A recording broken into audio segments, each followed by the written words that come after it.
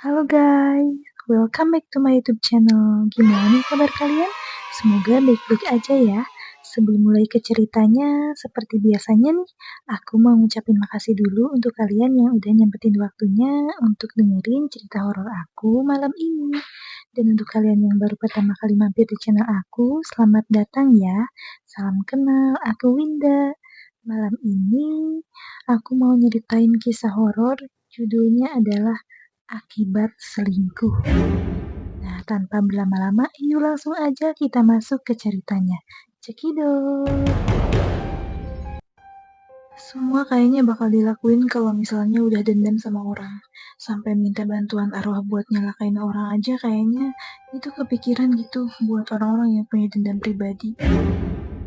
Nah, gue dapat cerita ada orang yang pakai bantuan arwah buat balas dendam sama orang.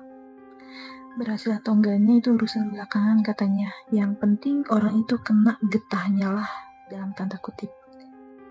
Jadi ada cowok yang namanya Riko, umur 40 tahun.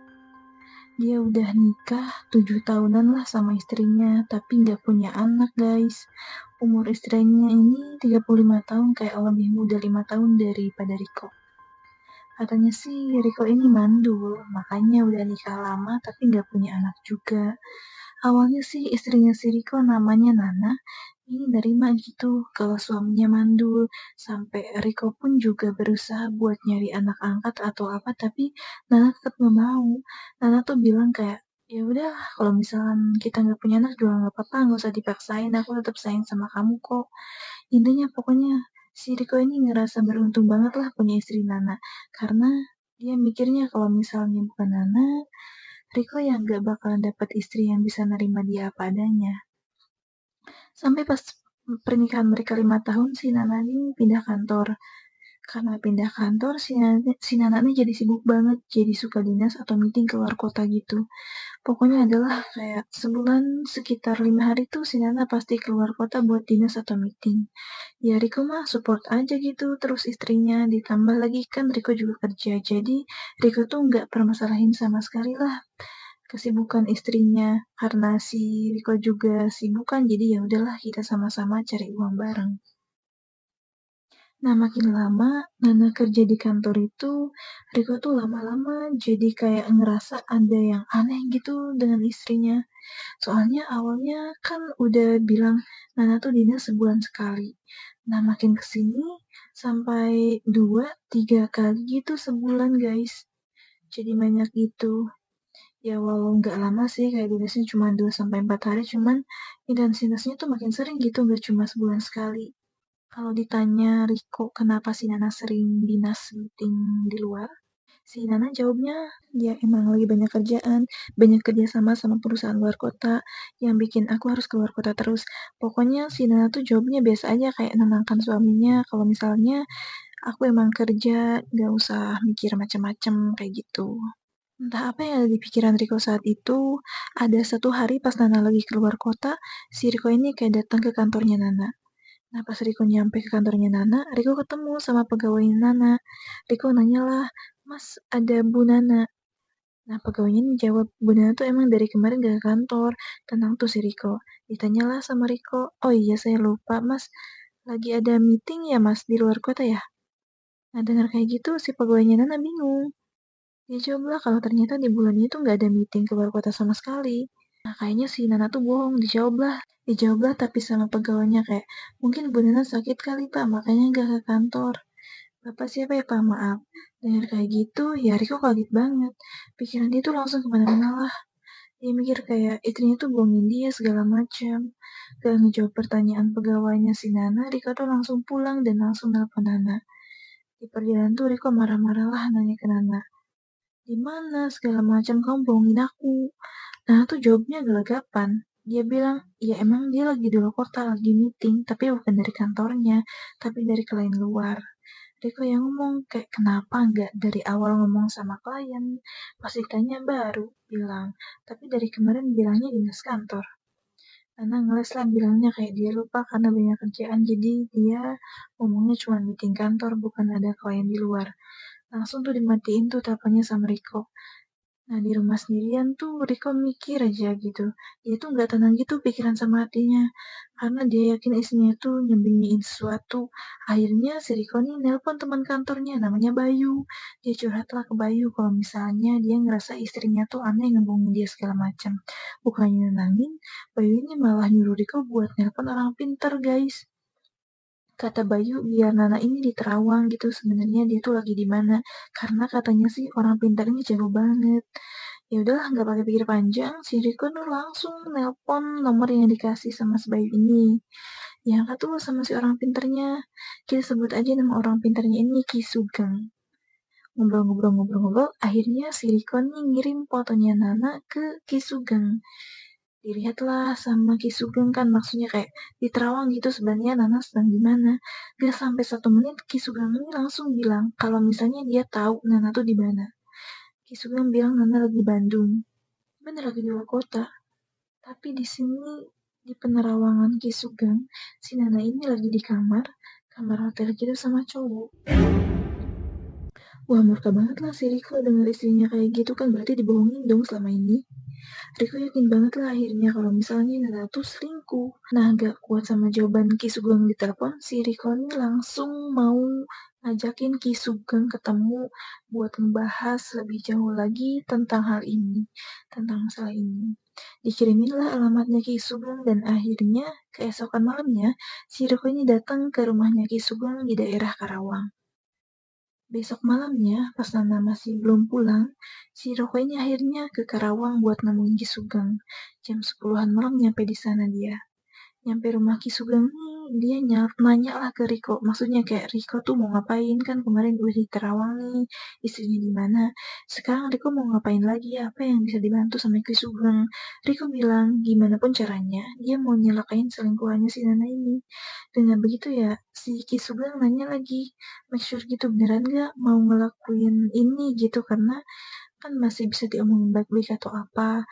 Takutnya nyesal gitu Riko ngelakuin kayak gitu. Riko bilang dia udah bulat banget pilihannya buat milih jalan ini karena dia udah sakit hati banget dengar istrinya selingkuh. Padahal emosi banget itu hitungannya karena emosi.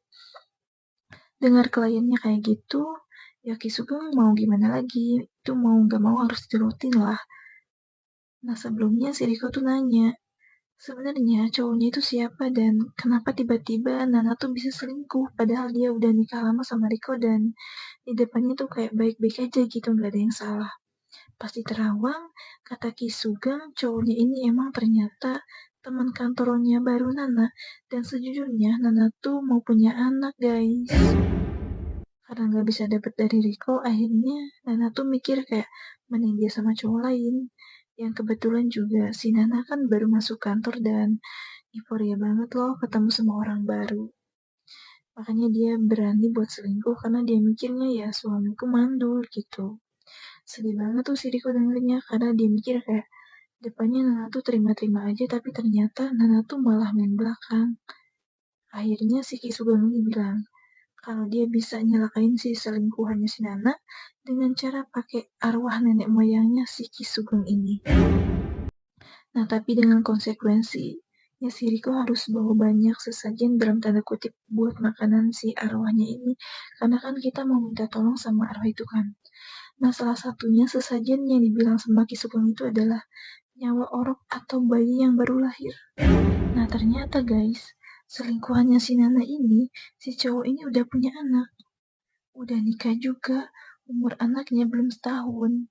Jadi pilihannya adalah, ya lo mau gak nyalakain anaknya juga? Ya gak pakai pikir panjang ya, si Riko maulah nyalakin anaknya si selingkuhannya juga kan. Ya karena dia udah sesakit hati itu gitu loh. Ini karena emosi banget guys. Diseranglah nih si anak dan selingkuhannya si Nana ini. Sebut aja nama cowoknya si Perry, selingkuhannya si Nana ini. Setelah ngelewatin beberapa ritual, akhirnya si arwah ini keluar guys dari belakang Ki Sugeng. Akhirnya tuh Riko melihat gitu arwah sosok ini tuh adalah cewek hitam, matanya merah, giginya tuh bertaring panjang gitu. Pokoknya serem banget lah bentukan si arwah ini. Nah, pas si Riko ini ngeliat arwahnya keluar dari belakang badannya Ki Sugeng, tiba-tiba si Riko ini pingsan. Dan pandangan si Riko tuh langsung berubah guys. Dia tuh melek dan dia tuh ngerasa kayak dia itu masuk ke arwahnya si cewek ini. Jadi kayak pandangan si Riko ini ya pandangan si sosok cewek ini gitu kan, nangkep kan maksud gua. Dan dia bisa ngelihat jelas banget, dia ngelihat kayak badannya dia sendiri, dia bisa ngelihat Kisugeng sendiri. Dan pas lagi terbang nih sosok ini, dia tuh bisa ngelihat juga Nana dan Perry lagi ada di satu kamar. Dari dalam sosok arwah ini Riko ngeliat lah pas si Perry sama Nana tuh lagi tiduran berdua di hotel. Dan tiba-tiba banget si Perry ini pas lagi mereka berdua lagi tidur nih, si Perry langsung tiba-tiba teriak kenceng banget guys. Perry tuh langsung keangkat gitu badannya kayak terbang gitu sambil muntah darah. Nah si sosok inilah yang lagi narik Perry sampai kaku sampai terbang. Nana cuma bisa nangis dan teriak doang liat Perry kayak gitu. Gak ada 1 menit guys. Seketika Perry itu langsung jatuh ke kasur lagi, badan dia kaku, dan dari semua lubang-lubangnya badannya Perry itu keluar darah. Dari pori-porinya, dari matanya, dari hidungnya, dari mulutnya, pokoknya tuh semua tuh ngeluarin darah gitu. Dan seketika si Riko tuh langsung bangun dari pingsannya. Di situ tuh Kisugeng langsung ngomong kalau anaknya si Perry tuh udah meninggal. Nah, gue nggak tahu caranya gimana. Mungkin kayaknya emang dikirim satu lagi kali gitu, guys, arwah yang emang buat ngurusin si anaknya gitu buat tumbalnya. Nah, si Perinya ini udah lemes banget nggak berdaya. Karena setengah nyawanya dia udah dimakan sama sosok arwah cewek ini. Nah, si Riko denger itu benar-benar seneng banget lah. Dia puas banget akhirnya dia bisa ngebalas dendamnya ke selingkuhannya si Nana ini. Dan singkat cerita, sesampainya di Jakarta, Riko langsung cerain si Nana dan dia ngaku kalau sebenarnya yang nyalakain Sir Perry itu ya Riko sendiri. Nah, bener-bener gila. Ya gimana ya, lu nggak tahu apa-apa dan istri lu baik-baik aja di depan lu, tiba-tiba lu tahu satu fakta yang lu cari tahu sendiri dan tiba-tiba ngagetin, emang bikin emosi banget sih. Cuman offside-nya parah banget sih untuk lu sampai bener-bener ngebunuh selingkuhannya. Gue tapi ngerti sih dilemanya gimana dan itu emang beneran top sih menurutku. Ya sebenarnya dia nggak sampai ngebunuh sih, dia ngambil jalan pintas pakai black magic buat ngebalasin dendamnya dia ke orang. Menurutku juga udah fatal sih ya guys ya pada akhirnya. Dari aja sampai kayak gitu kan setengah nyawanya dimakan sama arwahnya. Ya gue ngerasa pilihan jalan si Riko ini udah gila banget sebenarnya ya. Bahkan dia nggak mikir ya guys dampaknya ke diri dia sendiri apa, pasti kan ada kan nantinya. Mungkin ada, cuman kayak berhasil nggak berhasil apapun dampaknya yang penting tuh Riko ngerasa kayak puas, dendam gue tuh puas gitu, udah bisa disampaikan ke orang yang menurut dia nyakitin hati dia gitu loh. Wah, bener-bener gila. Nah itu guys ceritanya cukup gila kan. Nah kalian jangan sampai seperti itu ya, karena apa yang kita tabur biasanya apa yang kita tabur itu yang akan kita tular juga. Udah ngebunuh orang melalui black magic. Nah, nggak tahu nih kehidupan dia nanti kedepannya kayak gimana. Pasti nanti bakalan dapat karmanya ya, karena udah bunuh orang kayak gitu. Sakit hati sih, sakit hati. Tapi kan masih bisa diomongin baik-baik ya, nggak sampai bunuh orang juga. Oke guys, ceritanya cukup sampai di situ. Cukup menyeramkan ya. Jangan sampai kalian seperti itu ya. Diselingkuhin malah dukun bertindak. Oke guys, gitu aja ceritanya malam ini. Semoga kalian terhibur ya. Untuk kalian yang suka dengar ceritanya, jangan lupa like, comment, share, and subscribe. Jangan lupa bunyikan lonceng notifikasinya juga ya, agar kalian gak ketinggalan updatean cerita terbaru dari aku. See you in the next video, bye-bye!